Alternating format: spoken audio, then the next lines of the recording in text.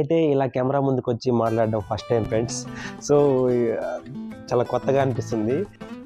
Hi friends, welcome back to our channel. నేను మీ Vijay.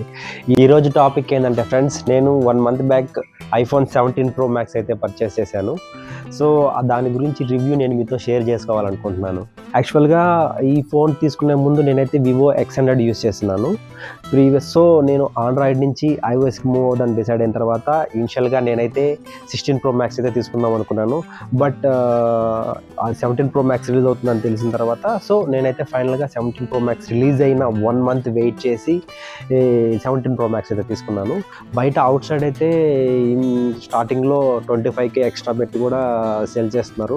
But అంత పెట్టడం నాకు ఎఫెక్ట్ కాదనిపించి సో మా ఫ్రెండ్ షోరూమ్ కాడ నేను డిస్కస్ చేసుకొని తనతో పై నుంచి తప్పించుకొని 17 Pro Max అయితే తీసుకున్నాను. నాకైతే ఇది 1.45 పడింది ఫ్రెండ్స్.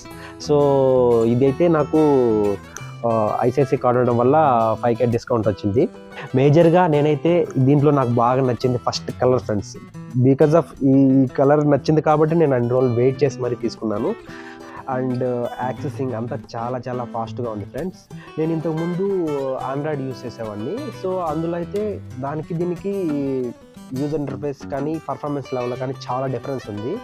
సో నాకైతే ఇందులో మేజర్ డ్రాబ్యాక్స్ అయితే ఏమనిపించలేదు. కానీ రీసెంట్గా నేను ఇన్స్టాలో యూట్యూబ్లో చాలా వీడియోస్ చేశాను. చాలామంది 1 month కాకముందే ఫోన్ కలర్ ఆరెంజ్ నుంచి పింక్ కలర్ మారిపోయిందని చాలా చాలా రివ్యూస్ అయితే చూశాను. నాకైతే అలా ఏమనిపించలేదు. యాపిల్ కదండి, అంత బ్రాండ్ ఉన్న వాళ్ళు మరీ అంత వరస్ట్గా అయితే రెడీ చేయరు కదా. సో ఒక ప్రోడక్ట్ రిలీజ్ అయిన తర్వాత దాని గురించి పాజిటివ్స్ నెగిటివ్స్ ఉంటాయి. నెగిటివ్స్ స్ప్రెడ్ చేసే వాళ్ళే ఎక్కువగా ఉంటారు కంపేర్ టు పాజిటివ్స్.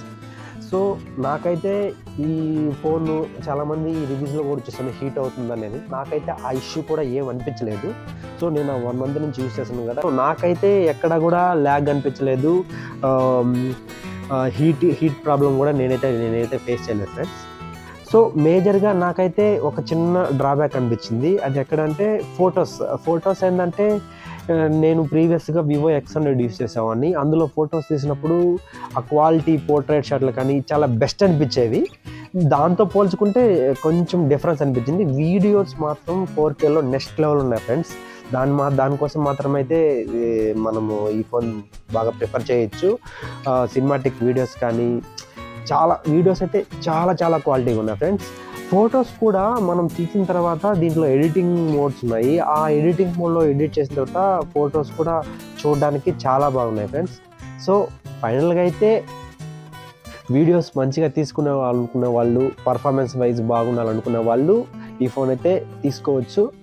సో ఇది నా ఒపీనియన్ ఫ్రెండ్స్. నేనైతే ఇంతకుముందు ఎప్పుడు నేను ఐఓఎస్ యూస్ చేయలేదు. నేను ఫస్ట్ టైం లాస్ట్ 20 years నుంచి ఆండ్రాయిడ్ మొబైల్స్ యూస్ చేస్తున్నాను. సో ఫస్ట్ టైం అయితే నేను ఐఓఎస్కి వచ్చాను. ఫైనల్గా నా ఎక్స్పీరియన్స్ అయితే ఇది ఫ్రెండ్స్. సో నా వీడియో మీకు నచ్చినట్లయితే లైక్ చేయండి, ఫాలో చేయండి, సబ్స్క్రైబ్ చేయండి ఫ్రెండ్స్. నేనైతే ఇలా కెమెరా ముందుకు వచ్చి మాట్లాడడం ఫస్ట్ టైం ఫ్రెండ్స్. సో మన ఛానల్ని ఫస్ట్ టైం చూస్తున్న వాళ్ళైతే నా వీడియో మీకు నచ్చినట్లయితే లైక్ చేయండి, షేర్ చేయండి, సబ్స్క్రైబ్ చేయండి. Thank you, love you all.